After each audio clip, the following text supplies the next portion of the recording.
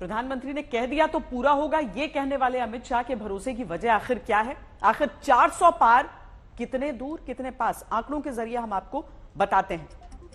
करीब 15 राज्य और केंद्र शासित प्रदेश ऐसे हैं जहां बीजेपी का जो स्ट्राइक रेट है वो 2019 में औसत 90% से ज्यादा रहा है। ये वो राज्य हैं जहां जीत भारतीय जनता पार्टी बरकरार रखे तभी एनडीए 400 पार हो सकता है। जैसे महाराष्ट्र जहां 41 सीटें जीती थी, बिहार जहां 40 में से 39 जीती थी, मध्य प्रदेश जहां 28 में से 29 सीटें जीती थी। अब यहां की कुल सीटें और वहां पर जीते हुए सीटों के आंकड़े को अगर देखते हैं तो 400 पार कैसे संभव हो सकता है वो आप समझते हैं। अगर इन राज्यों की ये जीत बनाए रखी, यानी राजस्थान जहां 25 में 25 सीटें भारतीय जनता पार्टी जीत पाई, झारखंड जहां 14 में से 12 सीटें उसने जीती, छत्तीसगढ़ जहां 11 में से 9 सीटें बीजेपी ने जीती, हरियाणा जहां 10 में 10 सीटें उसने जीती और दिल्ली जहां 7 में 7 सीटें उसने जीती। हरियाणा में हाल फिलहाल में जिस तरह से राजनीतिक उथल पुथल हुई है, मुख्यमंत्री वहां के बदल गए हैं और मनोहर लाल खट्टर करनाल से लड़ रहे हैं, यानी एक एक सीट बीजेपी के लिए जरूरी है। हरियाणा की 10 सीटें हो या फिर दिल्ली की वो 7 सीटें जहां पर एक को छोड़कर बाकी सभी उम्मीदवारों को बदल दिया गया है। अब देखिए, अगर ये जीत बनाए रखी इस हिसाब से कि उत्तराखंड में भारतीय जनता पार्टी की जो जीत का आंकड़ा रहा है, हिमाचल प्रदेश में, इसके साथ ही केंद्र शासित जो बाकी सीटें हैं, गोवा है, जम्मू है, ये सारी जीत अगर वो बनाए रखे तो किस तरीके से 400 एनडीए के लिए और साथ में 370 भारतीय जनता पार्टी के लिए, तो कैसे वो संभव हो सकता है वो हम आंकड़ों के जरिए आपको बता रहे हैं। 238 सीटों पर ये जीत का जो आंकड़ा है, जिसमें कुल सीटें 257 में से 238, इसे बनाए रखना है और बाकी जगह पर अपने आंकड़ों को बढ़ाना है।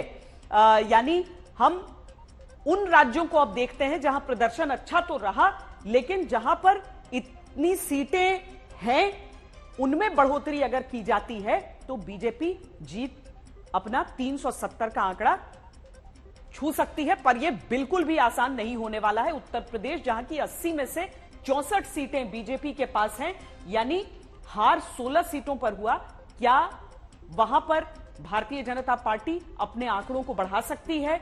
पश्चिम बंगाल जहां प्रदर्शन ऐसा हुआ था जो अप्रत्याशित जरूर था, लेकिन 42 में से 18 बीजेपी को मिली थी, क्या वो यहां पर अपना आंकड़ा बढ़ा सकती है? उड़ीसा जहां पर 21 में से 8 बीजेपी को मिले थे, 13 पर गुंजाइश बाकी है उसके लिए।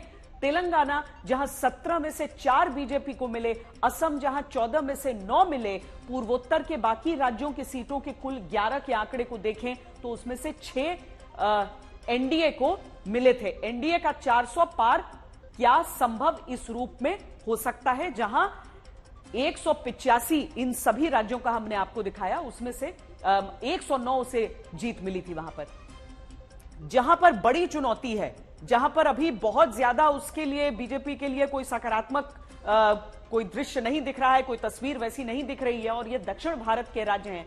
तमिलनाडु पुडुचेरी को अगर हम जोड़ दें, एक seat Bharatiya Janata party NDA के खाते में आई थी यहां पर, और हार 39 में उसे मिले थे, लेकिन यहां पर अभी भी तलाश जारी है कि क्या किसी के साथ मिलकर यहां कुछ आंकड़ा बदल सकता है।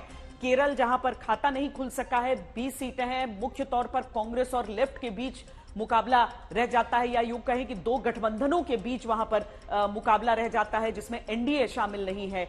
पंजाब जहां पर 13 कुल सीटों में से 4 ही बीजेपी के खाते में आए थे। आंध्र प्रदेश जहां पर 25 में अभी क्या उसका खाता खुलेगा, और कश्मीर का हिस्सा, यानी जम्मू में तो सीटें मिली, लेकिन कश्मीर का जो हिस्सा था वहां पर फारूक अब्दुल्ला की पार्टी को 3 सीटें मिल गई थी। क्या यहां पर इस बार तस्वीर बदल सकती है? तो इन 101 में से 5 नहीं, बल्कि क्या उसे ऐसी सीटें मिल सकती हैं कि बीजेपी 370 और एनडीए जो है वो 400 पार कर पाए। मुश्किल बहुत है, लेकिन हमने देखा कि किस तरीके से प्रधानमंत्री नरेंद्र मोदी ने भी दक्षिण भारत का रुख किया है, वहां पर वो रैलियां कर रहे हैं और आज ही उन्हें कोयंबटूर में भी रैली की अनुमति मिली है, जहां बीजेपी को यकीन है कि 1 लाख से अधिक लोग 4 किलोमीटर के उस रोड शो के दौरान रहेंगे। पर क्या रोड शो की उत्सुकता सीटों में बदलेगी? ये बीजेपी की कोशिश वहां है।